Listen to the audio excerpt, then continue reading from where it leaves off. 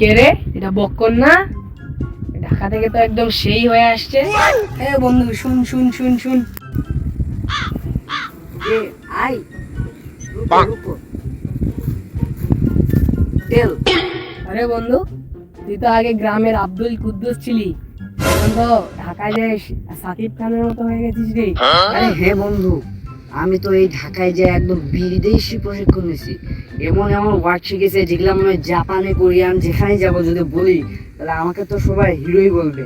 দেখ বেটা গেট আপটা কি নিছি দেখ, দেখছিস বেটা এটার দাম কত জানিস? 1,99,000। এই শার্টটার দাম জানিস? এটার দাম হলো 20 কোটি টাকা। দেখ আমি এখন সেই বড় লোক বেটা। আরে বন্ধু, তুই ঢাকায় যে এমন কি কাজ করতি তুই এত বড় লোক হয়ে গেছিস?